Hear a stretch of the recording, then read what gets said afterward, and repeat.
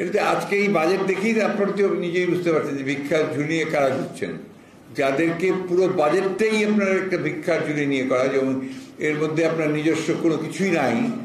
আজকে যে পরিমাণ ঋণের বোঝা দাঁড়িয়েছে আপনার, এবং ঘাটতি বাজেট তো বটে, সেই ঘাটতি মেটানোটা হচ্ছে ঋণ দিয়ে, একে বৈদেশিক ঋণ আবার ডোমেস্টিক ঋণ।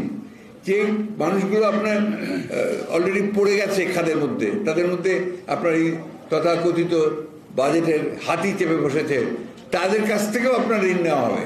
এবং সবচেয়ে দুঃখজনক ব্যাপার যেটা, যে আমাদের দেশে আপনার নিম্নবিত্ত আয়, মধ্যবিত্ত, এরা কিন্তু আপনার ওই ব্যাংকের টাকা জমা রাখে, এবং অনেকে আপনার রিটায়ার করার পরে ফিক্সড টাকা, পেনশনের টাকা যা পায় তা ফিক্সড জমা রাখে।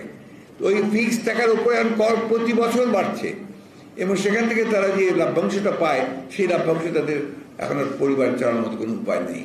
সুতরাং এটা তার একেবারে অযৌক্তিক, অহেতুক একটা আবার একটা মিথ্যা কথা বলে জাতিকে প্রতারণা করা ছাড়া আর কিছুই নয়।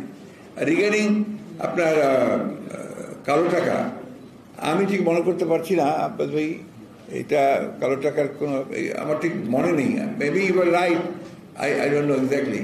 তো ওই যে কালো টাকা সাদা করা যদি হয়ে থাকে, সেটার পেছনে আপনার অর্থনৈতিক একটা ব্যাকআপ ছিল। একই ব্যাপার, এটা ছিল একটু কোনিয়ার কথা বলতেছো, কোনিয়ারটা শেষ সময়, আগের সময় তো ছিল না, আগের সময় তো ছিল না। হ্যাঁ, এক থেকে না না, ও যেটা বলতেছে 5-6 বাজেটে নাকি 6-7 বাজেটে না, 1 থেকে 6 বাজেট। না না, আমাদের একটা পুরো সময়টা তো ছিলই না, অপ্রদর্শিত হয়, অপ্রদর্শিত। এটা ছিল আরেকটা ডিফারেন্স আসতো, একটা হচ্ছে অপ্রদর্শিত আয় আর কালো টাকা, দুটোর মধ্যে একটা ডিফারেন্স আছে। তো এখানে আপনার বলা ছিল যে অপ্রদর্শিত আয়, অর্থাৎ আপনি আয় করেছেন, সেটা আপনার সঠিকভাবে করেছেন, সেটা শুধু আপনি দেখাননি, এইটা একটা আপনার ব্যাপার ছিল। হয়তোবা আমি ব্যাপারটা কেউ নিজেও পরিষ্কার না, কিন্তু আমরা সেটা কখনোই আপনার সেটা আমরা মনে করিনি। তবে একটা জিনিস আপনার মনে থাকতে হবে, যে বিএনপি যখনই ক্ষমতা এসছে, বিশেষ করে প্রেসিডেন্ট জিয়া রহমান সাহেব যখন এসছে, তখন কিন্তু বিএনপি একটা ধ্বংসপ্রাপ্ত অর্থনীতিকে জিয়া রহমান সাহেব একটা পুরোপুরি টেনে তুলে তলাবিহীন ঝুড়ি থেকে, যেটাকে বটমলেস বাস্কেট বলেছিলেন হেনরি কিসিঞ্জার, সেখান থেকে সে কিন্তু একটা সম্ভাবনা আমি অর্থনীতিতে তৈরি করে নিয়ে এসেছিল। ম্যাডামের সময় অর্থনীতিকে এমনভাবে তুলে আনা হয়েছিল যে সেটাকে ইমার্জিং টাইগার বলা হচ্ছিল, শেষ সময়টার কথাই বলছি আমি।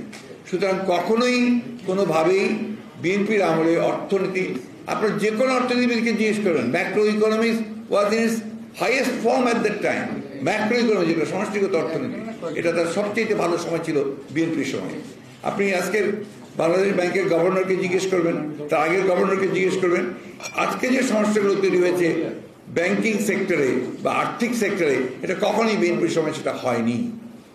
আর কালো টাকা সাদা করার কথা আপনি যেটা বলছেন না, এটা হতে পারে অপ্রদর্শিত আয়টুকুর, এটা হতে পারে, আমি আমার সেটা ঠিক মনে, বাট তখন যে অর্থনীতির একটা স্টেবল কন্ডিশন ছিল। এখন তো আমাদের কথা না, প্রত্যেকটা অর্থনীতিবিদ বলছেন যে মহাসংকটে, এবং এমনও কথা বলছে যে আগামী বছরগুলোতে যে কি খারাপ অবস্থা আসবে, এটা আমরা ঠিক বুঝতে পারছি না। আর সরকারের সেদিকে তারা আবারও তাদের মেগা প্রজেক্ট নিয়ে পড়ে গেছে।